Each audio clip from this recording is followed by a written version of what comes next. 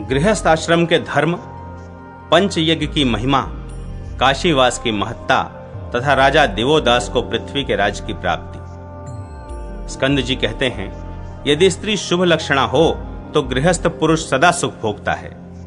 अतः सुख की वृद्धि के लिए पहले स्त्री के लक्षणों की ही परीक्षा करें। शरीर, आवर्त, गंध, छाया, सत्व, स्वर, गति और वर्ण।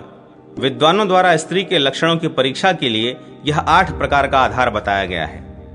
उत्तम लक्षणों से युक्त होने पर भी जिसने अपना शील दूषित कर लिया हो वह कुलक्षणा स्त्रियों की शिरोमणि है, तथा जो बाह्य शुभ लक्षणों से युक्त न होने पर भी सती साध्वी है उसे समस्त शुभ लक्षणों का आधार मानना चाहिए। भगवान विश्वनाथ की कृपा से ही गृहस्थ के घर में शुभ लक्षणा, सदाचारिणी, पति के अधीन रहने वाली और पतिव्रता स्त्री प्राप्त होती है। जिन्होंने पूर्व जन्म में उत्तम तीर्थों में अपने शरीर को क्षीण किया अथवा छोड़ा है वे ही इस जगत में शुभ लक्षणा स्त्री होती हैं। जिन स्त्रियों ने जगन्माता पार्वती जी का पूजन किया है वे ही सदाचारिणी होती हैं। जिनका पति उनके गुणों से रीझ कर उनके अनुकूल बना रहता है तथा जो उत्तम शील स्वभाव वाली हैं, ऐसी मृगनयनी स्त्रियों के लिए यही स्वर्ग और अपवर्ग सुलभ है। यह उनके उत्तम लक्षणों का ही फल है। स्त्रियां अपने अच्छे लक्षणों और विशुद्ध आचरणों से अल्पायु पति को भी दीर्घायु एवं आनंद का भागी बना देती हैं। अतः सुलक्षणा स्त्री से विवाह करना चाहिए। गृहस्थ आश्रम में रहने वाले पुरुष के द्वारा प्रतिदिन 5 प्रकार की हिंसाएं होती हैं। ओखली, चक्की, चूल्हा, जल का घड़ा और झाड़ू, ये 5 हिंसा के स्थान हैं। ऐसी हिंसाओं का निराकरण करने के लिए 5 यज्ञ बताए गए हैं जो गृहस्थ के कल्याण की वृद्धि करने वाले हैं। उनके नाम इस प्रकार हैं: ब्रह्म यज्ञ, पितृ यज्ञ, देव यज्ञ, भूत यज्ञ और मनुष्य यज्ञ। वेद और शास्त्रों के पठन पाठन का नाम ब्रह्म यज्ञ है। तर्पण को पितृ यज्ञ कहते हैं। होम देव यज्ञ, बलि वैश्वदेव भूत यज्ञ और अतिथि सत्कार मनुष्य यज्ञ है। जिसके घर से आदर न पाकर अतिथि निराश लौट जाता है वह जन्म भर के संचित पुण्य से तत्काल हाथ धो बैठता है। अतः आए हुए अतिथि की प्रसन्नता के लिए सांत्वनापूर्ण मधुर वचन, सोने के लिए स्थान, आसन और जल आदि वस्तुएं तो सदा देनी ही चाहिए। सायंकाल में सूर्यास्त के समय आए हुए अतिथि का यत्न पूर्वक सत्कार करना चाहिए। सत्कार न पाकर यदि वह अन्यत्र चला जाता है तो अधिक पाप प्रदान करता है। जो अतिथि को भोजन कराने से बचे हुए अन्न को स्वयं ग्रहण करता है वह इस लोक में दीर्घायु और धनवान होता है। अतिथि को हटाकर स्वयं भोजन करने वाला गृहस्थ पाप का भागी होता है। वैश्वदेव कर्म के अंत में और सूर्यास्त के समय जो आता है वही अतिथि है। जो पहले का आया हो अथवा कहीं का देखा हुआ हो वह अतिथि नहीं है। छोटे बालक, स्ववासिनी, गर्भवती और अत्यंत रोगी स्त्री पुरुषों को अतिथि से पहले भी भोजन कराया जा सकता है। इसमें विचार नहीं करना चाहिए। देवता, पितर और मनुष्यों को देकर खाने वाला गृहस्थ अमृत भोजन करता है। जो केवल अपना पेट पालने वाला है और अपने ही लिए रसोई बनाता है वह मनुष्य पापमय भोजन करता है। शूद्र को कभी वैदिक मंत्र का श्रवण नहीं कराना चाहिए। उसे वेद मंत्र का श्रवण कराने पर ब्राह्मण ब्राह्मणत्व से और शूद्र अपने धर्म से गिर जाता है। ब्राह्मण आदि वर्णों की सेवा ही शूद्रों का परम धर्म माना गया है। सदा मंगलमय वचन ही बोले, सबके मंगल का ही चिंतन करे, कल्याणमय महापुरुषों का ही संग करे, अमंगलकारी दुष्टों का साथ कभी न करे। बुद्धिमान मनुष्य को चाहिए कि वह रूप, धन और कुल से हीन मनुष्यों पर कभी आक्षेप न करे। मन, वाणी और जिह्वा के वेग को रोके।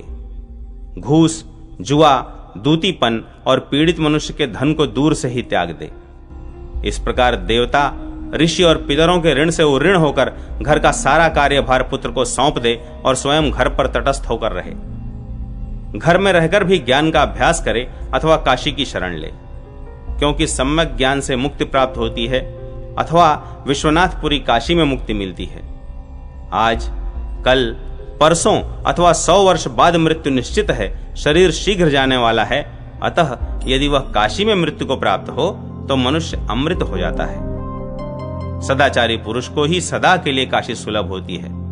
अतः विद्वान पुरुष मन से भी सदाचार का उल्लंघन न करे। बड़ा भारी उपद्रव आने पर भी जो काशी से विलग न होने दे वही महायोग है। अन्य जितने योग हैं वे सब उपयोग हैं। भगवान विश्वनाथ को जो नियम पूर्वक शुद्ध हृदय से पत्र, पुष्प, फल और जल अर्पण किया जाता है वह यहाँ महादान ही है। भगवान विश्वनाथ के दक्षिण भाग में बैठकर हृदय में उनका चिंतन करते हुए जो क्षण भर के लिए नेत्र बंद किया जाता है यही उत्तम महायोग है।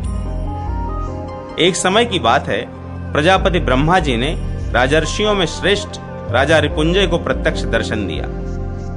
रिपुंजय अविमुक्त नामक महाक्षेत्र में मन और इंद्रियों को वश में करके तपस्या कर रहे थे। उनका जन्म राजा मनु के वंश में हुआ था। वे वीर तो थे ही, मूर्तिमान क्षत्रिय धर्म की भांति प्रकट हुए थे। उनके समीप जाकर ब्रह्मा जी ने कहा, महामते, तुम समुद्र, पर्वत और वनों सहित समूची पृथ्वी का पालन करो। नागराज वासुकी तुम्हें पत्नी बनाने के लिए नागकन्या अनंग मोहिनी को देंगे। देवता भी प्रतिक्षण तुम्हारे प्रजापालन से संतुष्ट होकर तुम्हें स्वर्गीय रत्न और पुष्प प्रदान करते रहेंगे। इसलिए दिवोदासचंदी इस व्युत्पत्ति के अनुसार तुम्हारा नाम दिवोदास होगा। राजन, मेरे प्रभाव से तुम्हें दिव्य सामर्थ्य की प्राप्ति होगी। ब्रह्मा जी की बात सुनकर राजाओं में श्रेष्ठ रिपुंजय ने उनकी अनेक प्रकार से स्तुति की और इस प्रकार कहा, पितामह, मनुष्यों से भरे हुए इस भूतल पर क्या दूसरे राजा लोग नहीं हैं? मुझे ही ऐसी आज्ञा क्यों मिल रही है? ब्रह्मा जी ने कहा, राजन, तुम राज करोगे तो इंद्रदेव इस पृथ्वी पर वर्षा करेंगे। दूसरा कोई पापनिष्ठ राजा राज्य करेगा तो देव वर्षा नहीं करेंगे। राजा बोले, महामान्य पितामह, आप स्वयं ही तीनों लोकों की रक्षा करने में समर्थ हैं, तो भी आप मुझे जो यह यश दे रहे हैं यह आपका मेरे ऊपर महान प्रसाद है। अतः मैं आपकी आज्ञा शिरोधार्य करता हूं, परंतु मुझे भी कुछ आपसे निवेदन करना है। यदि मेरे लिए मेरी इस प्रार्थना को आप स्वीकार कर लेंगे तो मैं भूतल का अकंटक राज्य करूंगा। ब्रह्मा जी ने कहा, राजन, तुम्हारे मन में जो बात है उसे शीघ्र कहो। राजा बोले, पितामह, यदि मैं पृथ्वी का अधिपति हूं तो देवलोक के निवासी देवगण अपने ही लोक में ठहरें, भूलोक में न आवें। जब देवता देवलोक में रहेंगे और मैं इस पृथ्वी पर निवास करूंगा, तब यहाँ अकंटक राज्य होने से प्रजा वर्ग को सुख की प्राप्ति होगी। तथास्तु कहकर ब्रह्मा जी ने जब उनकी प्रार्थना स्वीकार की, तब राजा दिवोदास ने डंका बजाकर राज्य में यह घोषणा करवा दी कि देवता लोग स्वर्ग को चले जाएं और नागगण भी यहां कभी ना आएं, जिससे मनुष्य स्वस्थ एवं सुखी रहे। पृथ्वी पर मेरे राज्य शासन काल में देवता स्वर्ग में सुखी रहें और मनुष्य पृथ्वी पर स्वस्थ रहें।